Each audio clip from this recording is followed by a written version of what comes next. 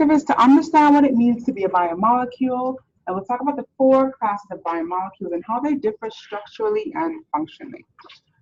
Okay, so it's a really important basic understanding of a lot of what we're going to talk about throughout the rest of the semester, right? Carbs and lipids and fats and proteins, etc., etc. You want to understand the differences in these molecules at the very core. So let's start with 2 clicker questions.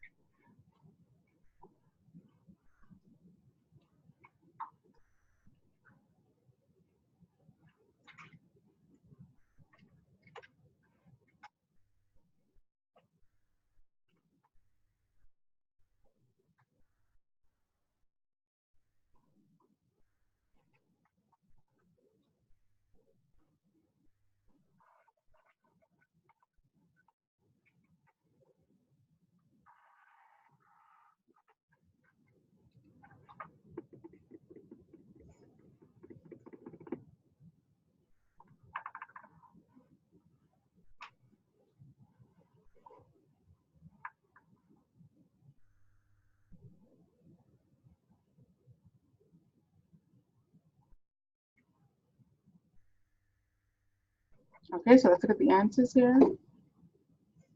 All right, so the overwhelming majority said B. What elements make up biomolecules or macromolecules? And B is correct. Carbon, hydrogen, oxygen, and nitrogen. Okay, those are the main elements that form all of our biomolecules. Let's look at another question here.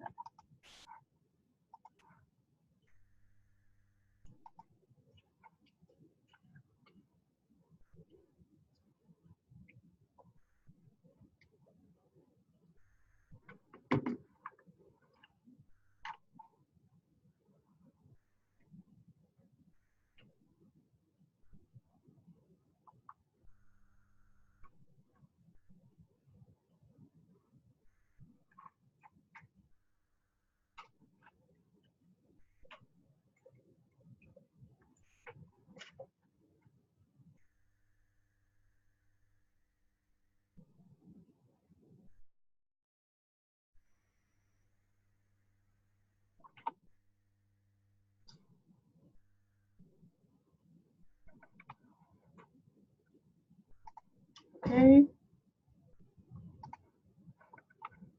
All right, so we got a few different responses here. The question asks, what are the 4 basic types of biomolecules? And most persons said carbs, lipids, proteins, and nucleotides, which is correct, okay? Amino acids are a type of what biomolecule? Proteins, perfect. So this is not a biomolecule in and of itself. Fatty acids are a type of what biomolecule?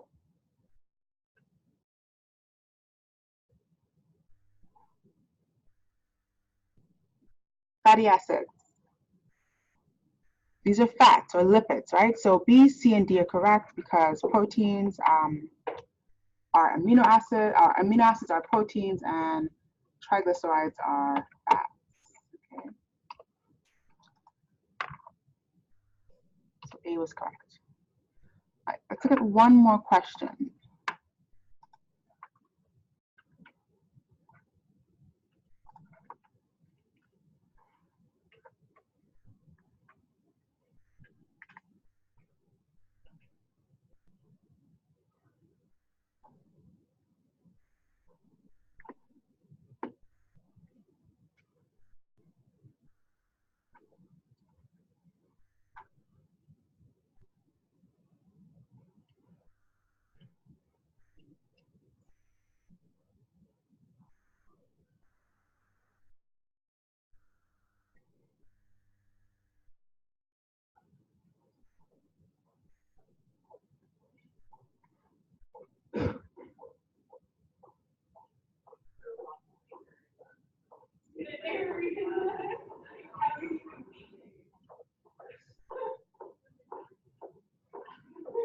Okay, let's see what the answers. Okay, so we have another split here, and the question is, which of the following is not a biomolecule? And we have an even split between C and D. So C is wax and D is water, okay? Now, what's an important part of the definition of a biomolecule? What's an important part of the definition of a biomolecule?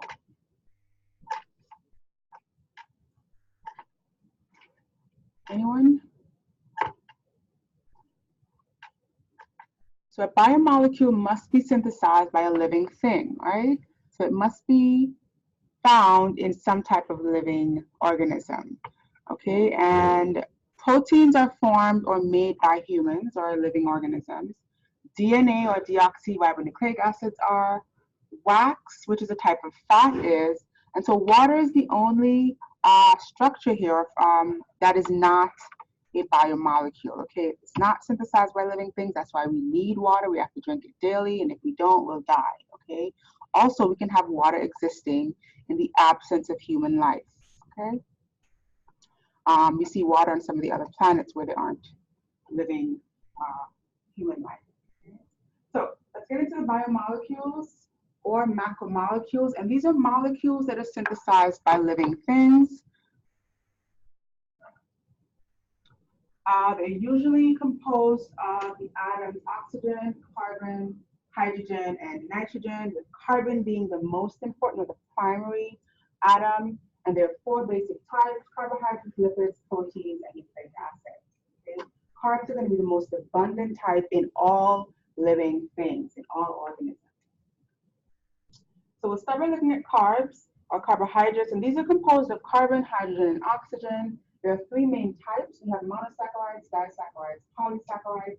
Monosaccharides are going to be our simple carbohydrates. These are monomers of glucose, galactose, or fructose. These are three types of monosaccharides, and these are the single monomers that can then go on to make up some of our more complex carbohydrates.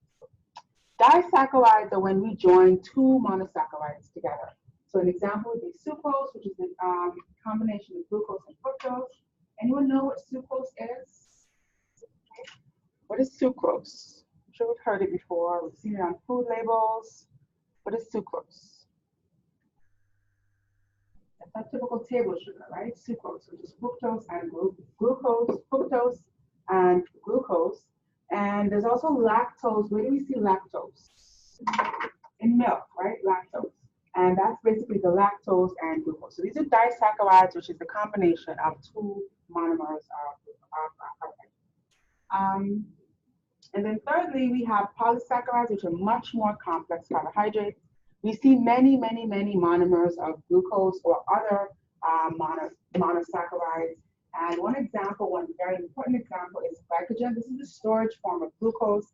And glycogen is how the body reserves or puts away some energy for later. So glucose is going to be one of our main fuels, our main sources of fuel, and then glycogen is going to be one of our main reserves of fuel. We typically store away glycogen. Anyone know where? We typically store away or put away our glycogen for later use. Two important sources or areas.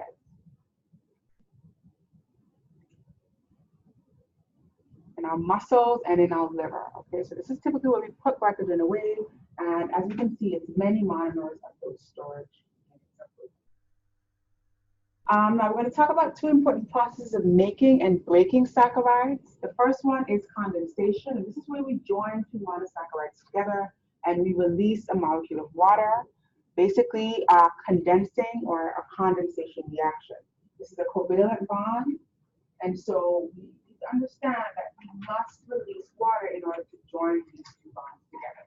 So to make a disaccharide or to make a polysaccharide, water is automatically released. Alternatively, hydrolysis is the splitting of a larger saccharide into smaller components, into those monomers or disaccharides, by adding water. So we must incorporate water to break that covalent bond and split this complex saccharide into two smaller components, which are the monosaccharides. Okay. So we have condensation and hydrolysis.